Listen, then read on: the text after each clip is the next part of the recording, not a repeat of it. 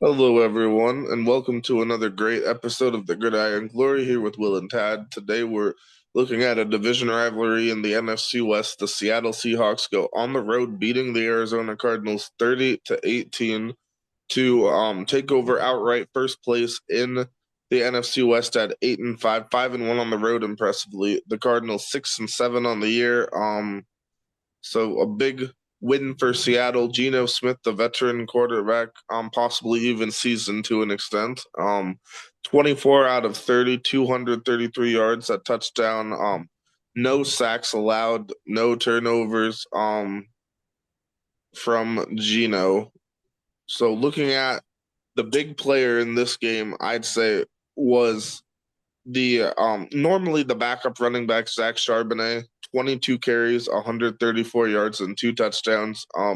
In relief of Kenneth Walker, who was out with an injury, and he's probably going to be out at least another week. So, a big moment there for Zach Charbonnet to take ownership of this offense One and spot. the running back room. And I'd like to ask you, after this performance, where would you rank Zach Charbonnet amongst RB2s in the NFC? Yeah, RB2s in the NFC. I mean, probably top two, probably easily in the top three amongst RB2s in the NFC. You could probably even say he's probably the best RB2 in the NFC. But yeah, definitely filling in as filling in to that role. Yeah, 22 carries, 134 yards, two touchdowns. Yeah, Mr. Zach Charbonnet, Tad, the second year pro out of UCLA. So far on the season, 97 carries, 400 yards, seven touchdowns. So that's incredible for his young career so far, sir. Yes, he's absolutely had an impressive start. They also had a little run for Kenny McIntosh out of the backfield, 7 for 38. For the second year player out of Georgia, the seventh round pick. So some moments there. Yeah. Oh, and Charbonnet, I should mention, he also, on top of all those impressive rushing stats, he also had seven catches for 59 yards. So, I mean, that's an incredible all-around day for the second year pro. Looking at some more receivers, you have Jackson Smith-Njigba, a big game, five catches for 82 yards and a big touchdown there. So he continues to impress. A lot of young talent on the Seattle offense. I'm with him, Charbonnet. So you got a lot of young talent here. Very well put together team. And then looking some at their defense, I mean, you got Tyrese Knight with his 12 tackles, two pass deflections, a tackle for loss. That was a very interesting game for the linebacker, the rookie out of UTEP, Texas El Paso. So a big day there. What was your take on the rookie's performance? Yeah. My apologies. Who were you mentioning again? Tyrese Knight, the linebacker out of UTEP. Yeah, Tyrese Knight, the linebacker out of UTEP. Yeah, he had a really good game here. A tackle for a loss and two PDs out of UTEP, 31 solo tackles and a sack. I mean, he's a young rookie linebacker that's developing and still trying to find himself. But he That had a good is, game here. He had a good game. yeah, certainly a big game there. I Looking mean, I some would say at, a big game, but a good game. I mean, he had 12 tackles and two deflections. That's a fairly big game for a rookie, at least I'd say. But I mean, A fair take. A fair take. I mean, he's not like normally viewed as a premier linebacker in the league, but he had a solid showing for sure. To be honest, I was more impressed by Kobe Bryant, the four total tackles and the PD. I'm kidding. Though A, Kobe Bryant, was solid. a, a very astonishing take there. But yeah, looking a bit on the Rayshawn Jenkins. What Arizona about side, Rayshawn Jenkins? Yeah, two solo tackles, a sack, and a tackle for a loss, and a hit on the quarterback. Yeah, Rayshawn Jenkins. Um, fairly the solid. definitely a veteran if nothing else. The former fourth round pick in 2017 out of Miami. Mhm. So yeah, 30 solo tackles. A quiet season as a safety so far, but he had a very solid game here. He's definitely a very veteran, if nothing else, serviceable enough safety on this defense. Certainly. Yeah, looking a bit at Kyler Murray, 25 of 38, 259 yards, two touchdowns, the two interceptions there. So not a great game. I mean, you turn it over two times, you don't like to see that.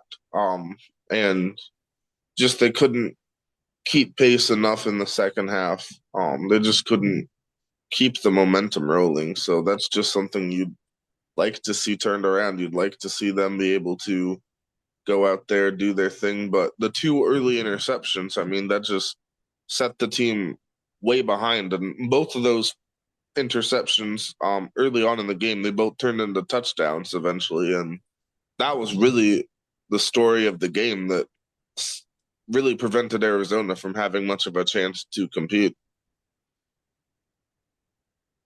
Yeah, yeah, no, I hear that. So Arizona's got to come back out next week, and they're going to have to bounce back because, yeah, just a game that you let get away early against your division rivals at home, Mhm. a game that you really needed. So this was, I mean, it was a tough one, Tad, for that Cardinals team. I mean, I'm sure a lot of them went into that locker room after the game, not feeling too good about how that game turned out because they really wanted to go out there and get that against their divisional rivals at home. And just, a game that they let get away from them, unfortunately. And they're going to have to regroup as a team. They're going to have to come back, fighting, being stronger than ever next week. Um, Certainly.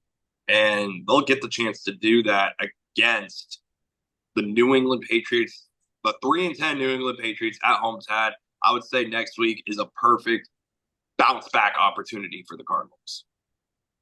A win that they Certainly definitely need. a perfect bounce back opportunity. Absolutely have to have it to keep any faint playoff hopes alive. And then looking at Seattle, they will get the big stage Sunday night football. You take on the Green Bay Packers in Seattle, home of the 12th man, home of the famed touchdownception from several years ago. So a Tad, big game Tad there. is all Seahawks in that game. Well, yeah, because his Vikes will play, and then as soon as the Vikes game is over, he's the biggest Seattle Seahawks fan you'll know. I mean, the Vikings they play Monday, so that'll be a bit after, but yeah. Oh yeah, sorry, yeah. So Tad's Vikes play Monday. So really, Tad is a Seattle Seahawks fan on Sunday, and then on Monday night he goes back to being a Vikes And as a Vikings fan, it's going to be such a weird vibe because I don't know if you've been following like the playoffs and stuff, but if Seattle were to lose to Green Bay, the Vikings would ironically clinch a playoff spot with a Seattle loss to Green Bay. So that's fan. That puts you in would a very just be conflicted point for such a that spot. vibe. I mean, certainly it's against the code of morals for the Vikings to root for the Packers, so that won't even be a consideration. But if the Packers do happen to win, I mean, that would be what happens. We'd clinch a playoff spot. Well, there you go. I don't really have any final thoughts or takes on this. Seahawks Mhm. win 30-18. Be sure to like, subscribe, and follow us and follow along all season and deep into the playoffs too. We'll even go into the Super Bowl. So stay tuned for it all. If you've been following us since week one, it's a major storyline. 30-18, Seahawks win. This is the Gridiron Glory.